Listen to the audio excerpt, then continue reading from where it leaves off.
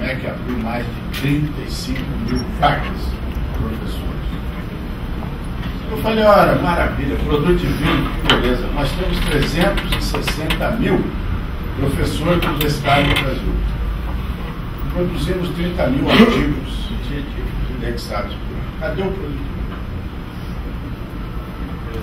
Essa é a realidade brasileira. Quando a USP foi criada, a nossa universidade mais importante, como universidade a mais antiga, quando ela foi criada, a Harvard já tinha 300 anos. Gente, nós estamos lidando com uma realidade. Eu acho extremamente importante, eu acho que o Doc foi muito feliz em dizer que essa geração ela é muito diferente da nossa. 25 itens foram apresentados aqui, todos eles, invariavelmente, estão no Plano Nacional de Pós-Graduação para 2011 e 2020. E mais outros 30 que estão lá. A Amazônia, toda a questão da burocracia, o marco legal, as coisas mais específicas, a simetria, está tudo lá. Um item importante aqui nesse item da difusão, né, da seleção, é os talentos. Nós temos um programa sério para novos talentos. Aliás, muitas das coisas que foram mencionadas, nós já estamos trabalhando nelas nesse sentido. As simetrias.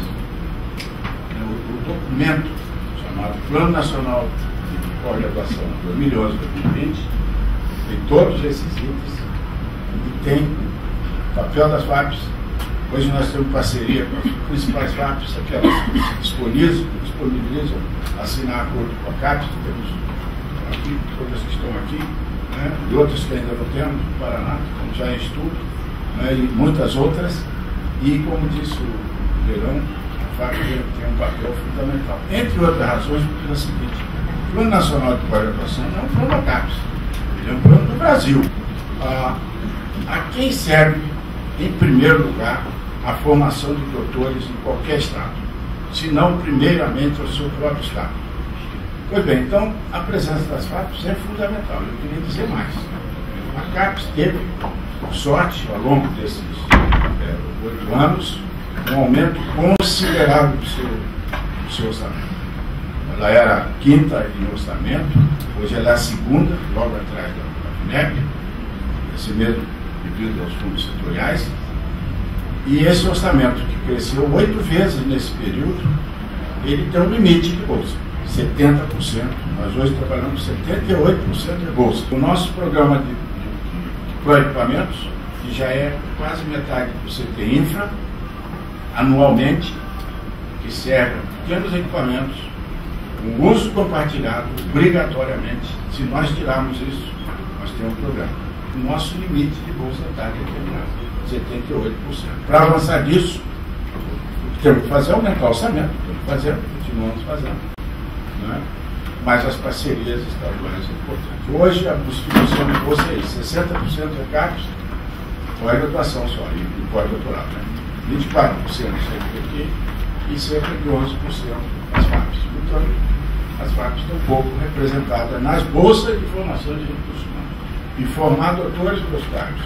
Nós temos aí mais de 2 décadas para atingir o parecido com a Austrália ou com o Canadá.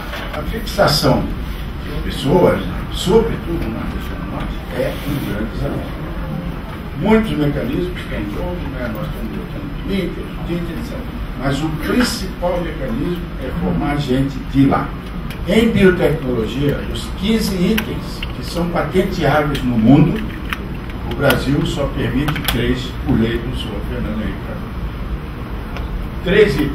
Por exemplo, micro-organismo não pode. O setor mais qualificado para produzir patentes, com vistas a serem patentes negociáveis.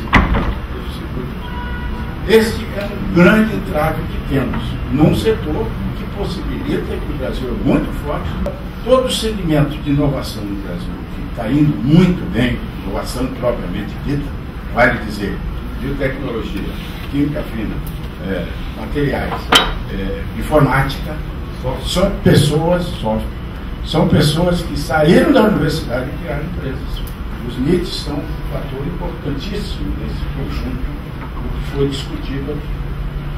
Mas os NITs, que foi uma invenção muito boa, eles estão abandonados a pessoas despreparadas para lidar com isso dentro da população, com raras exceções.